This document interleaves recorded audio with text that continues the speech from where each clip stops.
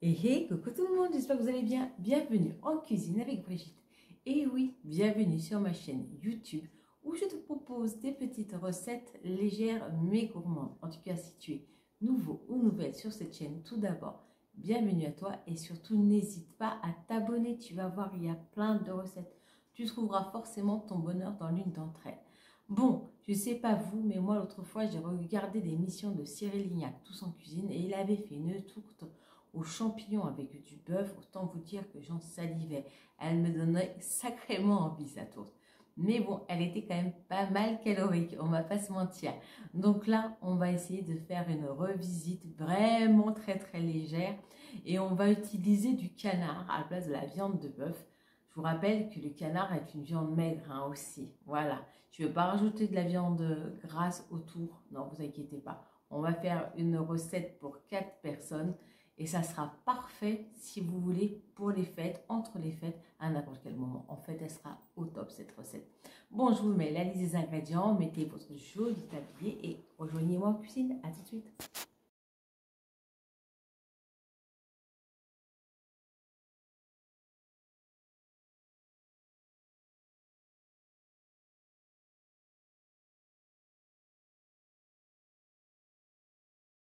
Alors, pour commencer, on va s'attaquer à la pâte à tourte.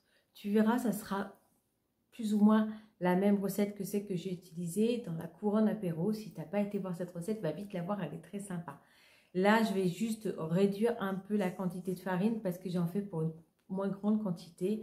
En fait, je fais une recette pour 4 personnes, donc je vais mettre que 120 g de farine, mais je vais quand même toujours mettre mon œuf et ma cuillère à soupe d'huile et bien sûr un peu d'eau et de sel. Voilà. Et ne t'inquiète pas, de toute façon, je te montre tout de suite en vidéo comment on fait. Donc là, j'ai mis 120 g de farine que je vais saler. La dernière fois, je n'avais pas salé pour la couronne apéro parce que j'avais mis le sel par-dessus la pâte après.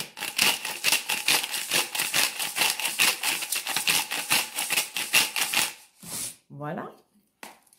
Une fois salé, on va y mettre notre cuillère à soupe d'huile. Moi, là, je mets de l'huile d'olive, mais vous pouvez mettre une autre huile à votre convenance. Voilà, tout simplement. On va y casser notre œuf. Hop.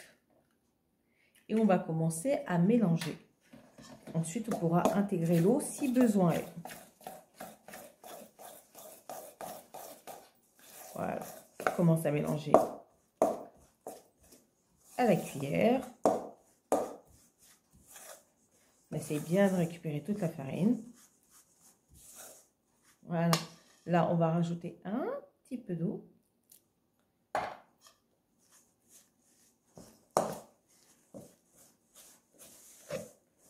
Et puis on va pouvoir y aller avec les mains. Voilà. Allez, on malaxe. Vous voyez, là, j'ai vraiment pas rajouté beaucoup d'eau. Hein. C'est histoire qu'on puisse bien la malaxer. Hop, on va y mettre la deuxième main. Ça sera plus simple. Vous voyez, c'est vraiment rapide à faire, cette pâte. Hein. J'ai mon bracelet qui teinte. Voilà. Donc là, j'ai ma belle pâte à tourte que je vais pouvoir étaler en 2 disques de la même taille pour pouvoir faire ma tourte. Allez, je vais sortir le rouleau à pâtisserie et on se retrouve. À tout de suite. Pour faire ma tourte, je prends un tout petit moule à tarte. Vous voyez, vraiment 18 cm de diamètre. Donc, ça sera vraiment pour 4 personnes, ça sera idéal. Là, ce que je vais faire, c'est que j'ai pris une assiette pour pouvoir tracer mes cercles. Une assiette qui est plus grande que mon plat. Vous allez voir la différence. Voilà. Tout simplement parce que je veux que mes 2 pâtes puissent se rabattre l'une sur l'autre. Donc, il faut qu'elles soient plus grandes que mon moule en question. Voilà. Ça, c'était à petit aparté. Donc là, ce que je fais, je vous évite de me regarder tracer mes cercles. Je vais étaler ma pâte. Je vais enfariner mon plan de travail. Et on se retrouve une fois que j'ai tracé mes 2 cercles. À tout de suite. Donc là, j'ai mon cercle du dessous et mon cercle du dessus. Voilà. Donc, ce que je fais, c'est que je prends une feuille de papier sulfure. Je la mets dans mon moule. Ça, c'est ma petite technique pour qu'il adhère mieux. Voilà. Et si ça adhère pas assez, je mets toujours un peu d'eau. Mais là, ça adhère plutôt pas mal. Donc là, je prends mon disque et je positionne dans mon boule. Vous voyez, là, l'avantage de l'avoir fait plus grand, c'est que la pâte dépasse. Ce qui fait que quand je vais recouvrir avec l'autre, on pourra faire la jointure. Voilà, on appuie un peu pour que ça soit bien mis partout. Voilà. On appuie un peu avec les doigts. Et on va laisser ça tranquille pour l'instant à l'air libre, le temps qu'on s'occupe de faire notre farce. Ensuite, vous verrez, on pourra recouvrir avec notre autre pâte et faire la jointure. On sera largement tranquille pour pouvoir bien fermer nos deux pâtes ensemble. Bon, allez, on va s'attaquer à la farce. À tout de suite. Alors, moi, j'ai acheté des cèpes déshydratés et je vais les réhydrater dans de l'eau chaude. Je vais en mettre quelques-uns pour donner un petit goût bien de champignons à notre farce. Voilà, vous voyez, j'en mets pas non plus énorme. Voilà, il y aura des champignons de Paris, mais j'avais envie d'avoir vraiment un goût très forestier, on va dire, dans ma tourte. Voilà, donc là, je les mets à réhydrater, vous avez vu. Et ensuite, je pourrai les rajouter à ma farce tout à l'heure. Allez, on va aller s'occuper des oignons et je reviens tout de suite. Donc là, je vais émincer mes champignons. Moi, je compte un champignon de cette taille-là par personne. Donc là, comme on est 4, j'ai pris 4 champignons que je vais émincer finement. Pour cette recette, moi, j'ai choisi un oignon rouge, mais vous pouvez prendre l'oignon qui vous convient. Moi, je l'ai choisi rouge parce que j'aime bien le goût sucré qu'il donne à la préparation. Voilà, donc j'émince tout ça et on se retrouve tout de suite pour pouvoir les faire revenir à la poêle. Donc, j'ai émincé mon oignon, j'ai coupé mes champignons en fines lamelles. Je vais vous emmener avec moi au niveau du feu pour qu'on les fasse rissoler avec un peu d'ail et de persil. On va saler, on va poivrer également. On laissera refroidir un petit peu parce qu'on ne veut pas les mettre chauds dans la pâte afin qu'ils ne détrempent pas. Donc, je vous emmène au niveau du feu. Je vais sortir mon wok. À tout de suite. Alors là, on est au niveau du wok. Je vais l'allumer. Je vais y mettre juste vraiment histoire de faire revenir mes oignons, une petite cuillère à café d'huile. Voilà. Comme ça, je vais pouvoir faire revenir mes oignons dedans et mes champignons aussi. Donc là, je vais pouvoir mettre mes oignons. Voilà. Donc vous avez vu, j'ai émincé en rondelles mon oignon rouge. Il faut penser que c'est l'oignon et les champignons qui vont amener un peu d'humidité à notre tourte et la rendre beaucoup moins sèche. Voilà. Alors, on va remuer ça.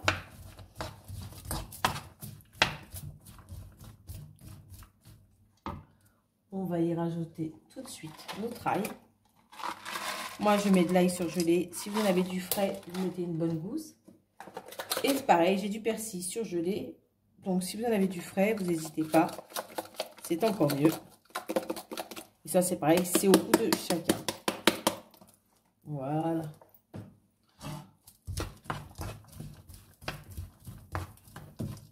On va pouvoir rajouter du sel.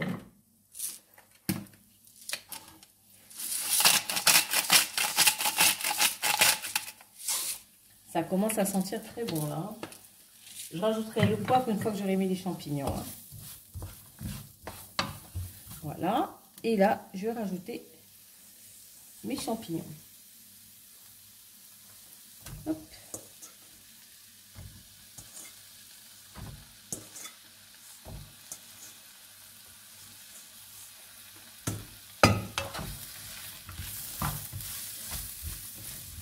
Voilà. On mélange bien.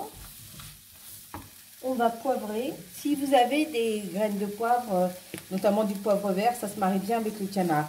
Donc n'hésitez pas, vous poivrez. Si vous avez envie de mettre un peu de muscade aussi. Moi personnellement, je n'aime pas. Mais si vous aimez, faites-vous plaisir. Voilà, je vais laisser cuire comme ça pour que ça réduise bien. On se retrouve tout de suite après. Donc là, c'est en train de cuire, de réduire. Et ce que je vais faire, Moi, j'ai du vin blanc de table, des petites bouteilles que j'ai. Je vais rajouter du vin blanc à tout ça pour déglacer un peu. Donc, je rajoute une cuillère à soupe par personne. Donc là, ça fait 4 cuillères à soupe.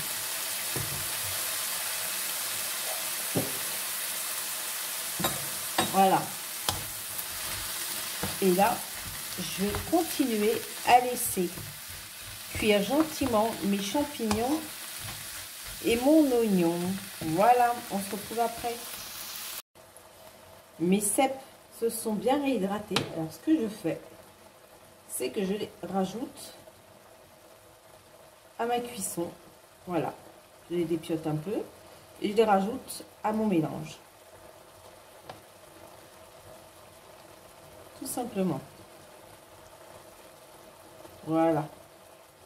Comme ça, ils vont continuer à cuire avec le mélange champignons de Paris, oignons, ail, persil et vin blanc. Et là, on va laisser réduire gentiment tout ça. À tout de suite. Mon mélange est prêt. Alors, j'ai goûté en cours de cuisson et je trouvais que ça manquait un peu de goût. Alors, j'ai émietté la moitié d'un Tuborg dégraissé. Vous savez, je vais vous montrer ces fameux petits Tuborg. Dedans, vous en avez toujours 2 petits carrés. J'en ai émietté donc un petit pour donner un peu plus de corps à notre farce, tout simplement, que c'est un peu plus de goût. Voilà. Donc, n'hésitez pas avec ces petits aides culinaires hein, quand il y a besoin, quand ça manque un peu de goût. Bon, ça, je vais laisser refroidir et on va s'attaquer à notre canard. À tout de suite. J'ai mes aiguillettes de canard, mais si vous n'avez pas des aiguillettes, vous pouvez prendre un magret et retirer le gras tout simplement. Voilà, moi, il y a 300 g de canard pour 4. C'est juste parce que sinon, ça ne rentrait pas, ça faisait beaucoup trop. Ce que je fais, c'est que je vais couper, je ne vais pas le mixer, je vais le couper en petits morceaux pour qu'on ait toujours de la mâche. Vous voyez, je vais faire des petits morceaux de cette taille-là. Voilà, tout simplement. Je vais m'attaquer à toutes mes aiguillettes et les couper comme ça pour que au moment de la cuisson, il y ait encore un peu de mâche et que ça soit encore bien juteux. Allez, à tout de suite. Voilà, mon canard est découpé. Je vais le saler et le poivrer et je vais pouvoir y rajouter mon mélange champignons, oignons qui a refroidi. Voilà. Et je vais pouvoir rajouter mon mélange.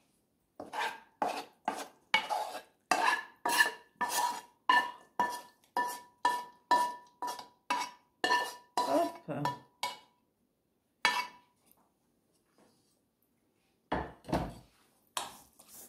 On mélange bien pour que la farce soit bien uniforme. Vous voyez? Et là, on va pouvoir remplir notre tourte. Alors, on va faire un peu de place. Je prends ma pâte qui était déjà dans mon moule. Et là, je vais y verser le contenu de ma farce en faisant en sorte qu'elle se répartisse bien partout. Voilà. Ça va être une tourte très généreuse. On a bien fait de faire des rebords, de faire une pâte plus large en diamètre. Vous voyez, parce qu'elle va être bien bombée. Alors, vous n'hésitez pas à vous tasser un peu. Hein, voilà. Vous tassez bien la farce. On va rajouter ce qui restait. Voilà. Là, je prends un petit peu d'eau parce que je vais mouiller les bords pour pouvoir faire adhérer mon autre disque de pâte.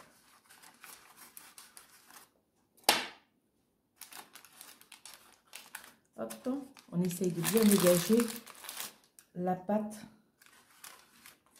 Tout simplement, je vais chercher mon autre disque de pâte qui était là. Hop. Et je vais le positionner dessus.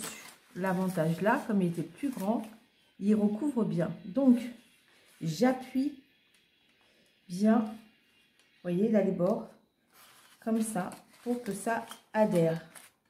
Que les deux pâtes adhèrent ensemble. Avec l'eau, ça a été facilité. Et maintenant, je prends et je replie mes deux pâtes ensemble. Tout simplement. Je prends les deux bords et je les replie. Vous voyez, je les torsade comme ça, joliment. Ça va donner une belle allure à notre tourte. Hop. Vous voyez, on chope les deux, on tournicote. On chope, on tournicote. Donc il fallait vraiment faire deux diamètres beaucoup plus grands, vous voyez, pour être sûr que notre tourte soit bien. Là maintenant, je vais tout simplement pincer avec une petite fourchette et je reviens tout de suite. Donc là, on a notre tourte. Moi, j'ai pris mon jaune d'œuf, un peu d'eau. Je vais mettre vraiment que quelques gouttes d'eau dans le jaune d'œuf. Voilà. Je vais battre. Et puis, je vais pouvoir badigeonner ma tourte pour qu'elle soit bien dorée. Alors, si vous ne voulez pas rajouter d'œuf, vous pouvez faire une dorure aussi avec du lait. Ça marche aussi très bien. Voilà. C'est juste la petite info. Si jamais vous avez envie de vous passer d'œuf sur la dorure. Voilà. Donc là, on badigeonne bien.